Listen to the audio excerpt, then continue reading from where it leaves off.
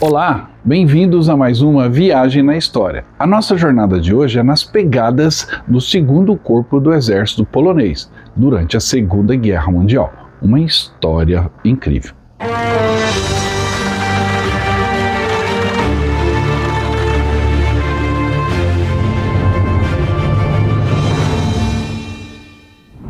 A Polônia teve um papel importantíssimo durante a Segunda Guerra Mundial. E muito poucas pessoas que têm interesse pela Segunda Guerra se atentam a isso. Mas as forças polonesas atuaram em diversas frentes. Hoje eu vou falar um pouco sobre essa atuação polonesa na guerra como um todo, mas com foco especial no segundo corpo do exército polonês, que teve uma atuação inicial na União Soviética como prisioneiros dos soviéticos, depois passaram pelo Irã, pelo Iraque, Egito, Mediterrâneo, Itália e chegaram ao coração da Alemanha. Uma epopeia incrível comandada pelo general Władysław Anders. Vamos saber um pouco mais sobre essa história. A Polônia teve muitas lutas durante a Segunda Guerra Mundial. Não foi só uma batalha, só a invasão alemã e soviética, mas os poloneses refutaram, renegaram a dominação, seja alemã ou soviética, e lutaram em muitas frentes, ao lado dos aliados ou ao lado dos soviéticos. Eles percorreram um longo caminho para libertarem o seu país. E mesmo assim, muitos não puderam voltar para casa.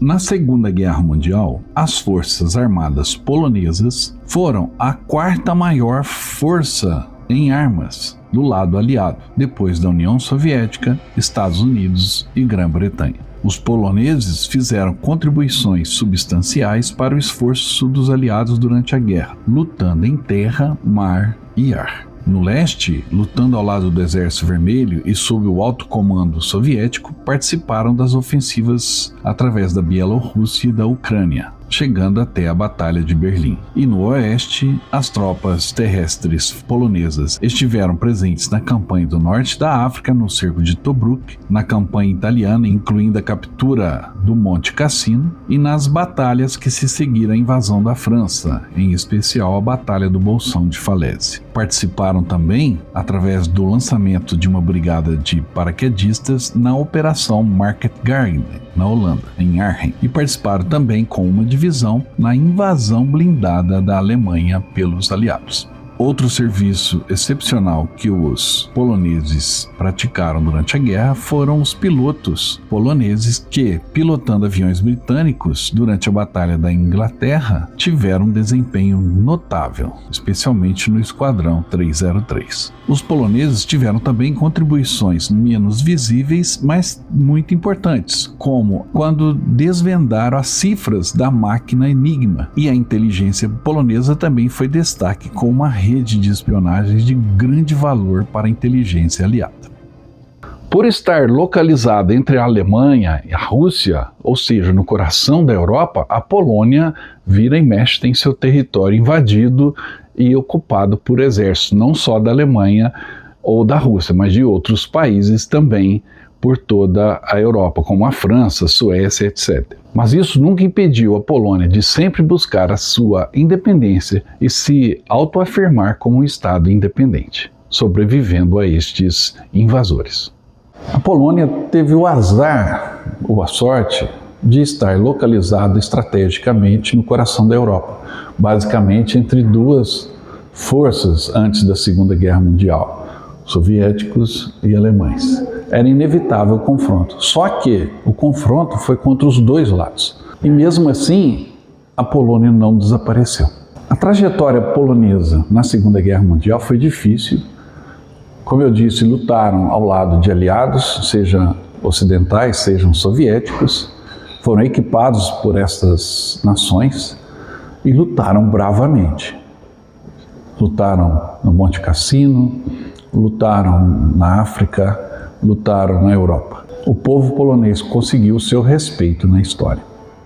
O teatro europeu da Segunda Guerra Mundial foi inaugurado com a invasão alemã da Polônia, na sexta-feira, 1º de setembro de 1939, seguido imediatamente por uma outra invasão ao território polonês, desta vez pelos soviéticos, em 17 de setembro de 1939. Em 6 de outubro, após a derrota polonesa na Batalha de Kock, Alemanha e soviéticos ganharam o controle total sobre a Polônia. O sucesso destes então aliados marcou o fim da Segunda República Polonesa, embora a Polônia nunca tenha se rendido formalmente. Após esta invasão da Polônia, muitos poloneses fugiram para o oeste, outros para o leste. Alguns se encontravam ainda em território francês quando a França caiu e posteriormente foram para o Reino Unido. Outros foram capturados pelos soviéticos e enviados para campos de trabalho na Sibéria, sendo libertados após a invasão alemã da União Soviética em 1941, resultando em uma aliança de conveniência entre poloneses e soviéticos.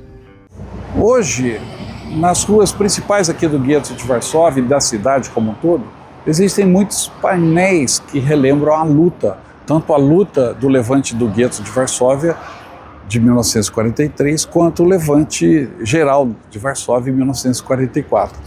Por essas ruas, a luta ecoou fortemente, principalmente atrás daquele muro.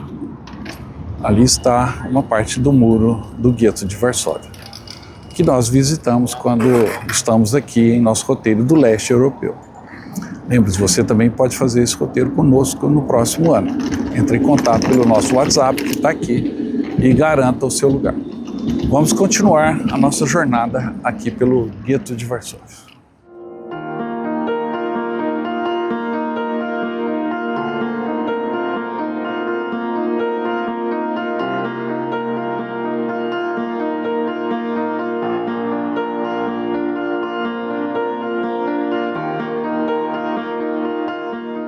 Obviamente, foi a primeira capital a cair.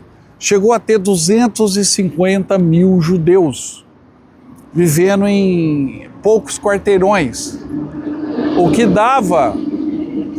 dava naquela época a maior densidade populacional da Europa, atrás desses muros, tá? 250 mil. Aí eles começaram, aí houve a reunião de Wannsee, estabeleceram os campos de extermínio e começaram a tirar os judeus daqui para exterminar, ok? Os que foram ficando, eles perceberam o que estava acontecendo e aí eles pegaram em armas, aqui são judeus resistindo. E durante 2 semanas, cerca de 400 judeus armados, mal armados, mas com armas que eles conseguiram de uma maneira ou de outra, resistiram durante 2 semanas a uma divisão alemã com lança-chamas, com granada, com metralhadora. Então foi uma resistência heróica, mas inútil. Ao final, todos os judeus foram ou deportados ou mortos. Não ficou ninguém no gueto, tá? Não confunda o gueto, a revolta do gueto, que foi em 43, com a revolta de Varsóvia, que foi em 44, tá? A revolta do gueto de Varsóvia foram os judeus que estavam atrás dos muros e vendo que não tinham saída, eles resolveram resistir, pegaram em armas e lutaram até o fim. Depois, em 44, a população que ainda existia de poloneses em Varsóvia, vendo que os aliados estavam se aproximando, resolveu então fazer uma insurgir contra os alemães. Você pode até estranhar o fato de que, mesmo sendo prisioneiros dos soviéticos, os poloneses conseguiram a sua liberdade, ou seja, conseguiram formar um exército independente e até ser transferido o comando desse exército para os ingleses, como aconteceu. Mas isso só foi possível porque era muito conveniente para os soviéticos. Esse display que existe no cemitério polonês, aos pés do Monte Cassino, retrata bem o caminho que o segundo exército polonês traçou, desde a União Soviética até o norte da Itália. Uma trilha heróica. Sob o comando do general Władysław Anders, poloneses foram então libertados dos campos soviéticos e formaram uma unidade militar no sul da União Soviética. A formação desse exército polonês no exílio encontrou muitos desafios, incluindo falta de equipamentos e condições adversas na União Soviética. Além disso, muitos dos soldados estavam em péssimas condições físicas, tendo sofrido de desnutrição e doenças nos campos soviéticos, e muitos oficiais haviam sido eliminados dos quadros poloneses quando houve o massacre dos oficiais poloneses na floresta de Katyn, massacre este cometido pelos soviéticos, tentando eliminar a liderança polonesa. O general Anders foi um dos que tiveram a sorte de escapar. Devido a problemas crescentes entre os soviéticos e os poloneses, decidiu-se então evacuar o exército polonês no Oriente através do Mar Cáspio para o Irã, que estava sob influência aliada. A partir de março de 1942, quase 115 mil soldados poloneses foram transportados para o Irã. Quando chegaram lá, receberam alimentos, equipamentos e treinamento adequados, fornecido pelos britânicos, que, através de um acordo com os soviéticos, passaram a comandar as forças polonesas, agora incorporadas sob o uniforme britânico. No Irã e posteriormente no Iraque, este exército foi reorganizado e renomeado para Segundo Corpo Polonês, comandado pelo general Anders. Após o treinamento e a reestruturação, eles foram transferidos inicialmente para a Palestina, depois para o Egito e finalmente para a Frente Italiana, em 1943, onde desempenhariam um papel crucial em várias batalhas, a mais famosa delas sendo a Batalha de Monte Cassino, em 1944. A mudança para o Irã sob a supervisão britânica aliviou os soviéticos da responsabilidade de abastecerem e treinarem estes soldados. Havia crescentes tensões entre os poloneses e os soviéticos e essa transferência também apaziguou esta questão.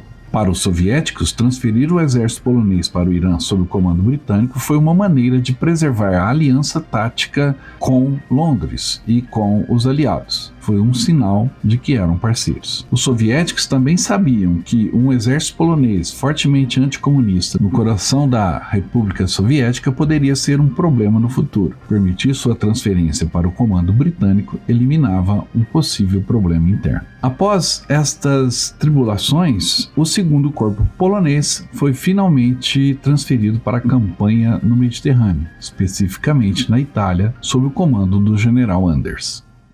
O general Władysław Anders, por exemplo, esse que aqui está, é um exemplo vívido disso. A sua história tem uma trajetória de luta, de glória, de heroísmo, mas também de tragédia pessoal. Anders está enterrado no cemitério polaco de Monte Cassino, e eu vou contar sua história.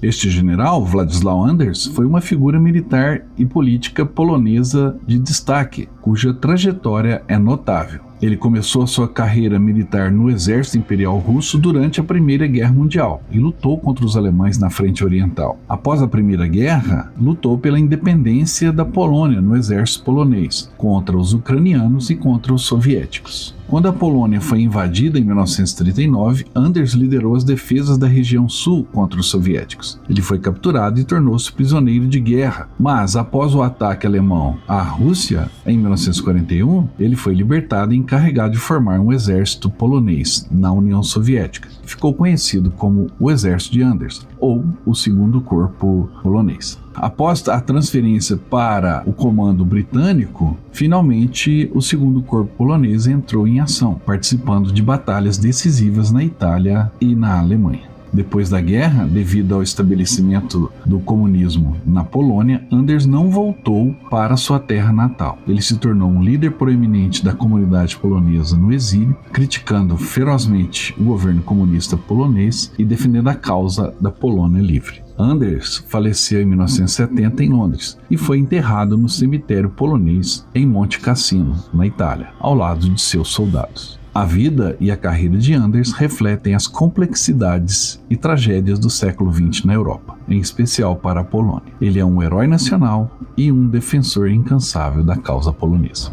Na mesma sepultura, no cemitério em Monte Cassino, está a sua esposa, a capitã Irina Anders, que também teve uma vida notável e desempenhou um papel significativo durante a Segunda Guerra Mundial, e também não retornou para a sua Polônia. Explicado tudo isso, essa trajetória improvável dos poloneses após serem dominados e capturados pelos soviéticos, vamos focar na luta que os poloneses desenvolveram na Itália, em especial no Monte Cassino. Na Itália, o segundo corpo polonês participou de várias operações e batalhas importantes, como a Batalha de Monte Cassino, que talvez tenha sido a contribuição mais famosa e simbólica dos poloneses durante a Segunda Guerra Mundial, quando tomaram a posição estratégica na Abadia de Monte Cassino em maio de 1944. A batalha foi intensa e as perdas foram pesadas. 11 nações lutaram em Cassino, mas a vitória foi um testemunho da determinação e habilidade dos soldados poloneses. Após Cassino, o segundo corpo moveu-se para o norte e teve um papel fundamental na captura dessa cidade portuária, que acelerou o avanço aliado na Itália. E por fim, no final da campanha italiana, o segundo corpo polonês também esteve envolvido na ofensiva final que levou à captura de Bolonha em abril de 1945. Esse tanque fazia parte de uma brigada de tanques do segundo corpo polonês, que lutou aqui em Cassino. Essa estrada, a Cavendish Road, foi utilizada pela brigada polonesa para tentar chegar até o Monte Cassino. Não conseguiram. No caminho, os alemães plantaram um campo minado ao longo da estrada e ficaram observando do monte. Esse tanque específico foi explodido por uma mina antitanque, que simplesmente jogou a torreta do tanque para o alto, matando toda a tripulação. O tanque ficou aqui na Cavendish Road como um monumento aos poloneses que lutaram nesse território italiano no Monte Cassino.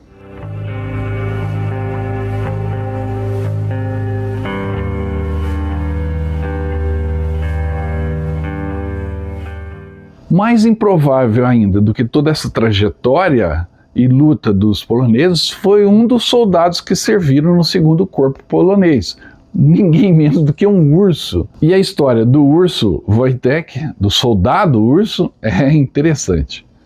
Em 1942, enquanto o segundo corpo polonês ainda estava na região de Hamadan, no Irã, eles encontraram um menino local que tinha um urso pardo, bebê órfão.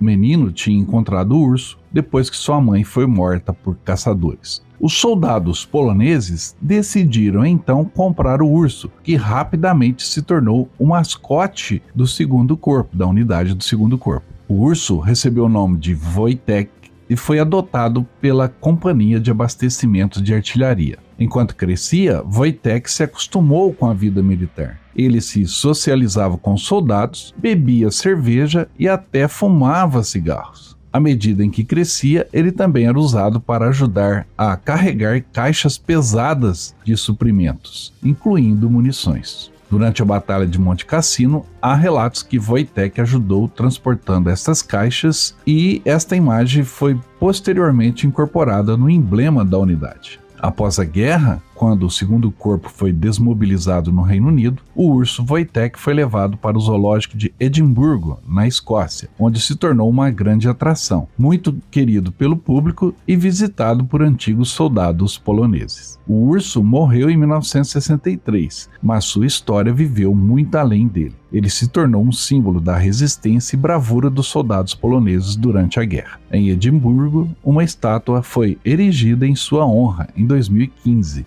simbolizando o vínculo entre o urso e a cidade escocesa. Ao lutarem no norte da Itália e até libertarem Bolonha, inevitavelmente os poloneses se cruzaram com os brasileiros, algo muito pouco comentado.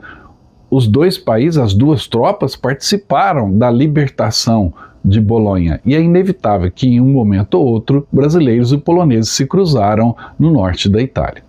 A Força Expedicionária Brasileira foi o contingente enviado para lutar na Europa, primeiramente na região da Toscana, em especial na Batalha de Monte Castelo, e por fim na ofensiva final, que levou à tomada da região do Vale do Pó. Durante este período, a FEB e o segundo corpo polonês estavam operando na mesma frente, sob o comando do 15º Grupo de Exércitos Aliados. Portanto, era muito provável que ambas as forças tivessem algum nível de conhecimento e interação uma com a outra, embora não tenham colaborado colaborado extensivamente em operações combinadas. A contribuição das forças polonesas e brasileiras na campanha italiana foi vital para o esforço aliado, e ambas as nações desempenharam um papel significativo em algumas das batalhas mais intensas e cruciais naquela frente. Como eu disse no início do programa, o nosso foco foi o segundo corpo do exército polonês e toda a sua trajetória. Mas os poloneses lutaram em muitas outras frentes de batalha. E é bom a gente deixar isso claro para vocês, mostrando um pouquinho de onde os poloneses atuaram. Os poloneses também tiveram desempenho em outras regiões e em outras tropas que não o segundo corpo polonês. Por exemplo, na Batalha da Grã-Bretanha, os pilotos poloneses em particular se destacaram na Royal Air Force durante esta batalha, no chamado Esquadrão 303, a que me referi já neste programa. Na campanha do norte da África, em especial em Tobruk, também tiveram um desempenho importante, assim como na invasão da Normandia em 44, quando a primeira divisão blindada polonesa, sob o comando do general Maxek, desempenhou um papel crucial na Batalha de Falaise. A Batalha do Falaise não foi uma batalha assim tão divulgada, não tem filmes sobre ela, mas foi uma batalha, além de ser muito importante, foi também a maior em volume, tanto de tropas envolvidas, países envolvidos e também em volume de pessoas atingidas. Se você vier ao Normandia, não deixe de passar no Memorial de Monte Ormel. Os poloneses também participaram da campanha para a libertação da Bélgica e da Holanda, em especial na Operação Market Garden, quando tentaram tomar a ponte Longe Demais em Arnhem. Esta é a ponte John Frost Bridge, em Arnhem, na Holanda. A famosa ponte Longe Demais. Aqui aconteceu uma das maiores ações de forças aerotransportadas. Milhares de paraquedistas foram lançados próximo a essa ponte para tomá-la e assim garantir o acesso à Alemanha nazista pelas forças aliadas. Outras forças polonesas, principalmente as formadas após o levante de Varsóvia em 1944, lutaram ao lado do Exército Vermelho na liberação da Polônia e na marcha em direção à Alemanha. Além destas tropas regulares, houve também uma resistência significativa dentro da Polônia ocupada pelos alemães. O mais notável foi o Exército do Interior, que organizou o levante de Varsóvia em 1944, uma tentativa heróica, mas tragicamente mal sucedida, de libertar a capital polonesa dos alemães, antes da chegada dos soviéticos. O esforço polonês durante a Segunda Guerra Mundial foi vasto, estando presente em todos os campos de batalha. Embora o país tenha sido ocupado durante grande parte da guerra, os poloneses continuaram a lutar em várias frentes e desempenharam um papel crucial em muitas batalhas-chave na guerra. Após a guerra, devido à situação política na Polônia, onde um governo comunista pró-soviético assumiu o poder, muitos dos membros, não só do segundo corpo polonês, mas de várias tropas polonesas, optaram por não retornar à Polônia. Muitos se estabeleceram no Reino Unido e em outros países, como o Irã, aonde fizeram um treinamento. O legado de suas contribuições durante a guerra, especialmente em Monte Cassino, é lembrado até hoje. Hoje é o Dia Nacional da Polônia. É um dia em que os poloneses festejam as suas maiores vitórias contra os russos e contra os alemães. Então, vou mostrar para vocês hoje o desfile do Dia Nacional da Vitória aqui em Varsóvia. Um desfile sensacional. O Dia das Forças Armadas da Polônia é celebrado em 15 de agosto e homenageia a Batalha da Varsóvia de 1920, também conhecida como o Milagre do Vístula. Essa vitória decisiva sobre o Exército Vermelho foi determinante para preservar a independência da Polônia e conter a expansão bolchevique rumo à Europa Ocidental.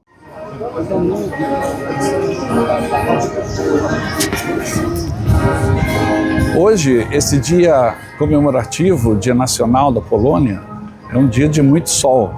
E a nossa turma conseguiu ficar aqui bem localizada, embaixo de uma sombra, próximo ao palanque, como eu já disse, e vamos conferir o desfile.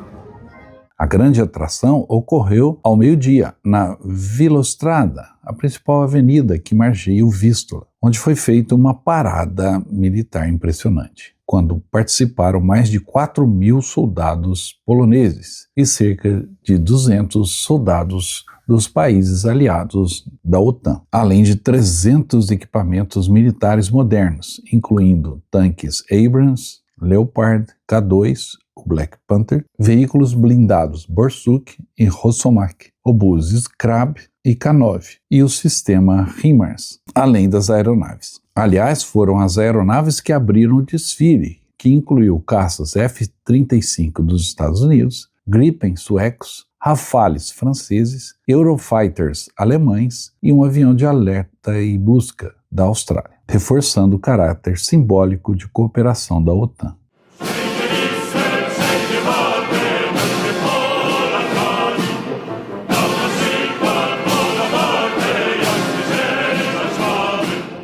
Então, não foi um desfile à altura do povo guerreiro, que são os poloneses?